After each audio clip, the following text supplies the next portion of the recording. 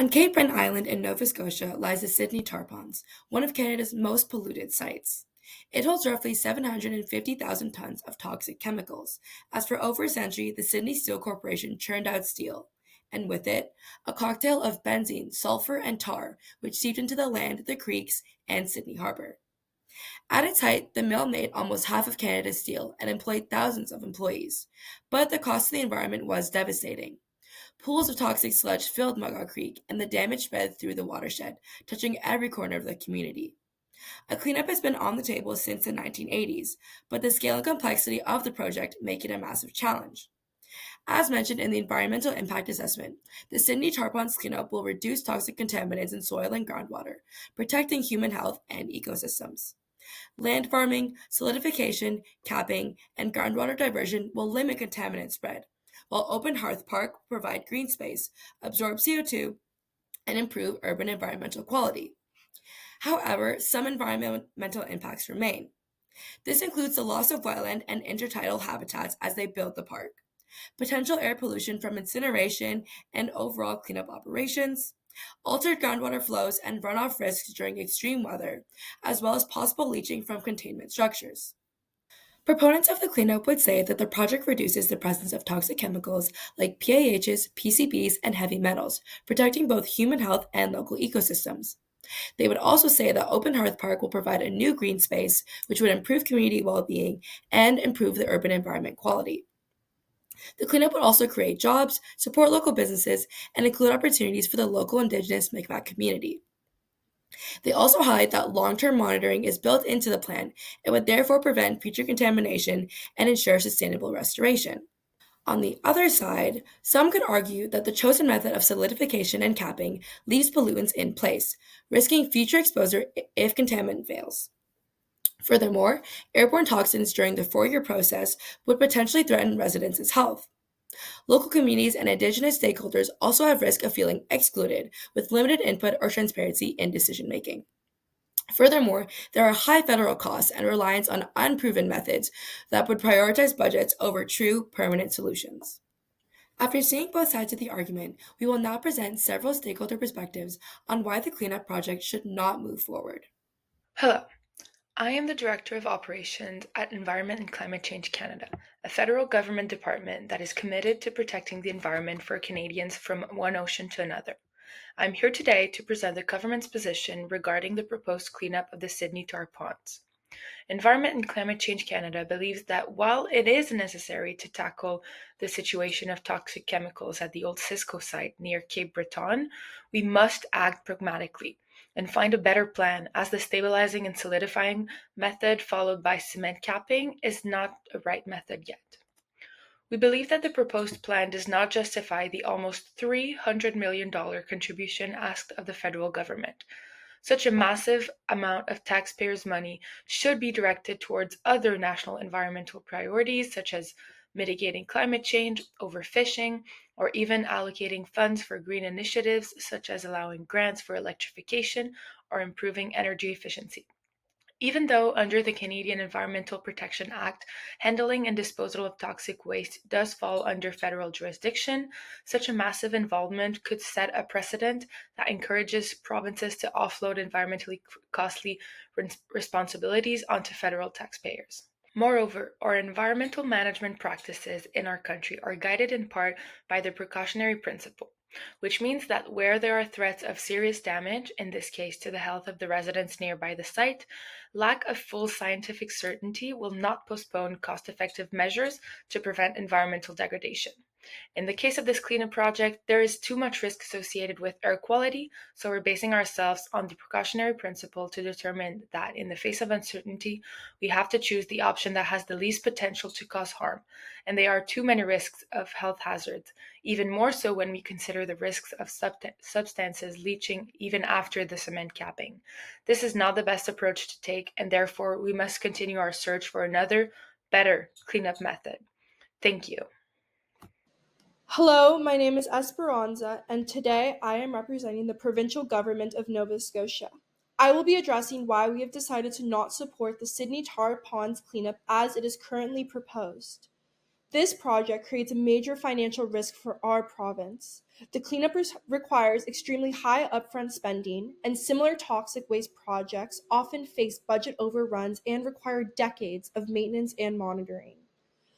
As a smaller province, this means committing resources that could otherwise support essential areas such as healthcare, education, or climate adaptation. The long term financial liability is simply too significant to ignore. There is also substantial scientific and technical uncertainty with this project. The tar ponds contain a complex mix of contaminants, PAHs, PCBs, and heavy metals that are deeply embedded in the sediments. The proposed method relies largely on containment rather than removal, raising questions about the long-term effectiveness. If the encapsulated materials due to soil movement or climate-driven flooding and storm surges, our home of Nova Scotia could face even greater environmental and financial consequences in the future. On top of that, the cleanup process itself poses environmental and public health risks. Disturbing contaminated sediments can release toxins into the air or local waterways, which could potentially affect the Sydney River and nearby areas. Airborne contaminants and dust exposure are directly tied to provincial public health responsibilities, particularly in communities already experiencing higher rates of respiratory illnesses. Increased noises, traffic, and construction disruptions would also further burden residents. Without extremely strong safeguards, the project may unintentionally worsen the very conditions it aims to improve. A fourth concern is the lack of meaningful Indigenous engagement. Mi'kmaq communities in the Unamaki have historically been excluded from decisions involving the tar ponds, and the current proposal does not include a true co-management or shared decision-making process. For a province that publicly prioritizes reconciliation, supporting a project that continues to sideline Indigenous voices would both be ethically problematic and inconsistent with modern environmental governance standards. Overall, we as a province feel as though the potential benefits of this project do not outweigh the costs. Thank you for your time. Hello, my name is Louis Chenot, and I'm speaking on behalf of the Cape Breton Regional Municipality. After reviewing the proposed remediation plan for the Sydney Tar Ponds project, the municipality cannot support the project in its current form. We do not oppose the idea of the cleanup itself, and in fact, we do strongly support remediating the site, but the specific plan proposed in this EIA does not suit the needs of our local residents. One of our central concerns is the long-term liability created by the proposed project. The plan relies heavily on solidification, stabilization, and permanent containment caps. These systems are not perfect and will require continuous monitoring, maintenance, and risk management, which could last decades. While our partners in federal and provincial government may withdraw after the project is completed, we will be left as the perpetual stewards of the site, which means we bear responsibility if containment systems deteriorate, if climate-related impacts undermine the stability of the system, or if unexpected failures require emergency intervention. The most important point is that the current proposal does not guarantee long-term funding or intergovernmental support to meet these obligations. Without safeguards in place, this cleanup could impose a significant financial and operational cost on our government and future municipal governments in the area. Another significant issue is the lack of clarity regarding how climate change risks could impact the systems in place to protect the area. As we know, the Sydney tar ponds lie within a coastal, low-lying, and increasingly flood-vulnerable area with climate change. Rising sea levels, as well as storm surges and erosion, pose real threats to the integrity of caps, the movement of groundwater, and the stability of the shoreline surrounding the containment site. The EIA does not currently sufficiently model these potential hazards. Therefore, we cannot endorse a plan that does not guarantee the long-term viability of containment. Additionally, this plan proposes significant restrictions on land use in the area. The tar ponds currently represent a once-in-a-generation opportunity to revitalize Sydney's local economy.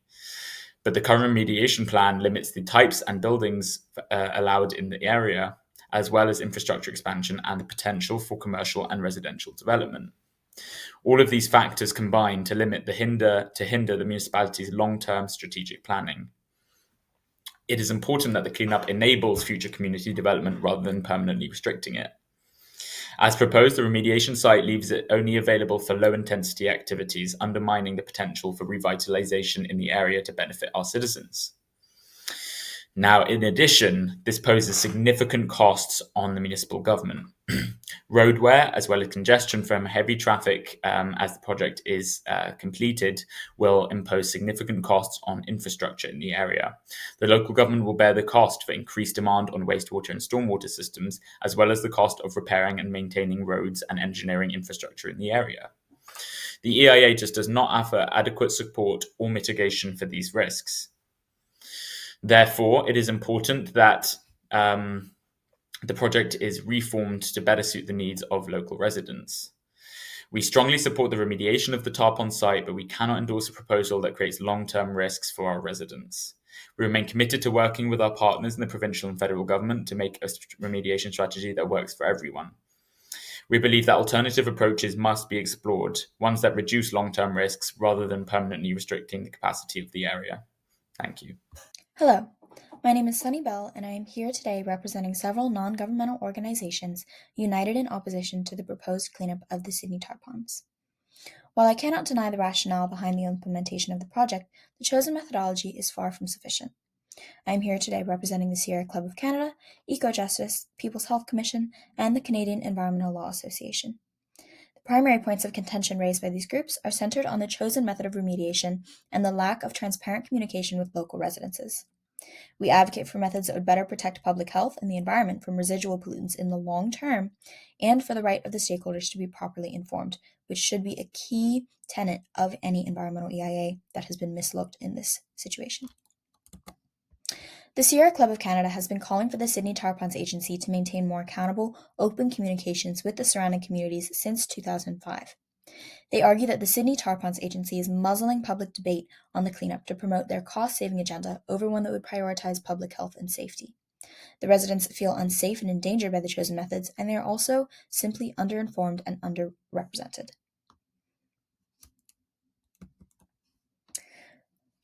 Legally, Eco-Justice and the Canadian Environmental Law Association call attention to the legal injustices faced by the residences during the developmental stages of the project and the EIA.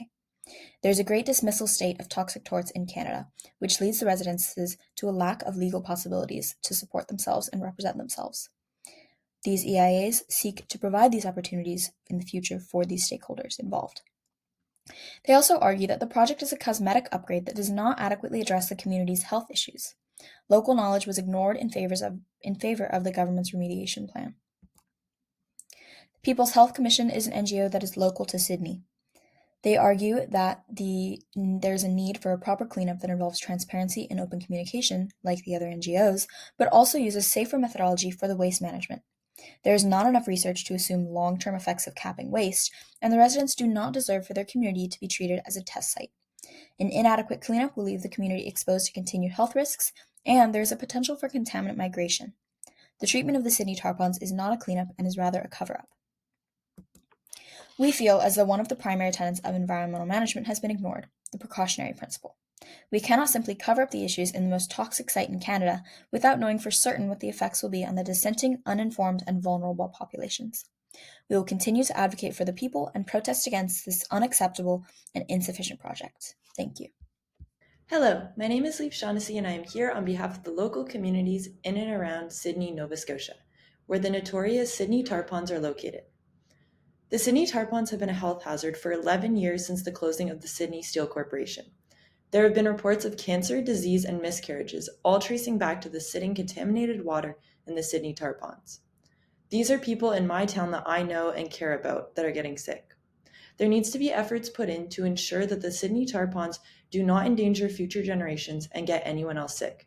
They must be removed. However, the strategy the proponents are suggesting of capping the groundwater sounds more like a cover-up than a cleanup. We as local stakeholders worry about the validity of this project and the future impacts that can be created by the solidification and stabilization strategy of the cleanup. Essentially, this strategy persists of mixing cement with the groundwater that has pollutants and then keeping this mixture in the ground and capping it with topsoil to ensure the pollutants don't leak out. The problem with this solution is that it risks future exposure as the pollutants are still there, they're just buried. If any wall or structure got loose, the whole project would release toxins, which scares and impacts all of us living in and around the local community.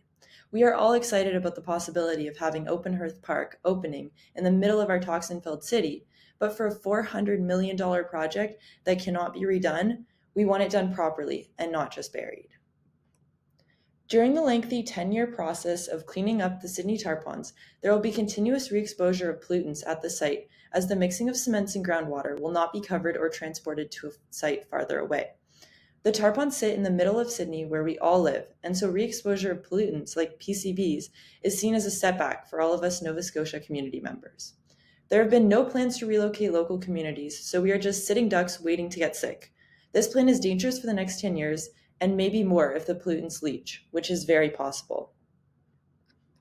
As a community member living near the Sydney tar ponds, this cleanup project scares me the most because of the alarming number of deaths being caused by the toxic ponds. There have been 17 more deaths each year in the communities living near the ponds, which will be prolonged by the cleanup taking place in the same area. There will be a risk of health problems and even death for the next 10 years from the start of the cleanup plan. It seems to me and the other local residents to be completely unfair and invalid to not move or completely kill the pollutants that are being released by the tar ponds. On top of this, the current plan does not involve relocating us, so we are just continuing living in a city that is a complete danger zone and filled with toxic chemicals that are continuously being re-exposed. Please, for the sake of the people surrounding the Sydney tar ponds, consider taking the water off-site and reinvesting in technology to completely remove all dangerous matter instead of mixing with cement and covering it up. This project needs to be done properly to protect the people living now and the many generations to come. Imagine these were your kids living near a toxic site or playing in the future park on top of a toxic waste site. Thank you. Good day. My name is Noah Gerard, and I am here to speak as a representative for the Mi'kmaq people of this territory. For generations, my people have lived in relationship with this land and these waters. We understand that what we do to the earth, we do to ourselves. The story of the Sydney tar ponds is a story of a broken relationship. For a century, the land was wounded, the water was poisoned, and our people, who live closest to these waters and rely on their abundance, have borne the heaviest burden of that sickness. This has broken our relationship with the land. We are not here to say no to a cleanup. We are here to say that the proposed containment plan is not a cleanup, and more must be done. To leave this poison in the ground, to simply solidify it and cap it, is to ask our children and our children's children to be the guardians of this toxic bomb. This is not healing. This is passing on a debt. Our position is guided and inspired by the principle shared by many Indigenous nations, most famously the Haudenosaunee Confederacy, to consider the impact of our decisions on the 7th generation to come. The current plan fails this fundamental test in 3 critical ways. First, it ignores the true meaning of clean. Our elders remember a time when the estuary teemed with life. A true cleanup would have a vision of restoring that life, not just managing a hazard. The proposed method of solidification and stabilization is not a cure. The pollutants are still there, they are just buried. By choosing this cheaper and faster method, the government and corporations are prioritizing their balance sheets over the permanent health of the ecosystem. We have been told the risk is managed, but for a community already experiencing elevated rates of certain illnesses, with higher than average levels of arsenic and lead found in our homes, managed risk is not a comfort. It is a constant lingering fear. Second, it creates a permanent burden of vigilance and immediate risk. This monitoring they speak of, who will pay for it in 50 years? What happens if the cap cracks in a storm? The plan risks future exposure, making the ground beneath our feet a permanent toxic bomb. Furthermore, the 4-year process of solidification will allow continued exposure of toxins into the air, yet there is no plans to move the local people. You are asking us to breathe that air. You are asking our children to be the test subjects for this fake safety protocol. And third, and most importantly, this process has failed a true partnership. We have been consulted, but have we been heard? Our knowledge of this land, passed down through generations, has too often been an afterthought. A genuine partnership would have placed our vision for a restored and healthy ecosystem at the very center of the planning from the beginning. It would have seriously considered the alternative of full excavation and treatment, no matter the cost, because some things, like the health of our people and the integrity of the land, are priceless. This failure of a true partnership has created a cement cap solution, a solution which prevents growing land and ecosystem services from being used. Once again, this doesn't only break a relationship with the land, it holds it back and removes it completely. Free the land, not you of your burdens. So we stand against this protocol, not because we want this pollution to remain, but because we demand a better solution. We are not against the end of this pollution. We are here for its true and final end. We argue for a cleanup worthy of the name, a cleanup that doesn't just hide the problem, but solves it, a cleanup that honors the past by securing the future. We owe our ancestors and our descendants nothing less. Thank you. In conclusion, while addressing the Sydney tar ponds contamination is very much necessary, the current cleanup plan is insufficient and risky. The solidification and capping methods leave dangerous pollutants in place, creating long-term exposure risks and a permanent burden of vigilance for local communities. Residents, including local Mi'kmaq communities, have been excluded from meaningful consultation, violating principles of transparency, public trust, and Indigenous engagement. Financially, the project demands massive upfront costs and decades of monitoring, which may outweigh its benefits and divert resources from other urgent environmental priorities. For these reasons, the province of Nova Scotia should withhold support until a safer, more comprehensive, and scientifically robust cleanup plan can be found, one that is genuinely involved in the community and honors the precautionary principle. Thank you.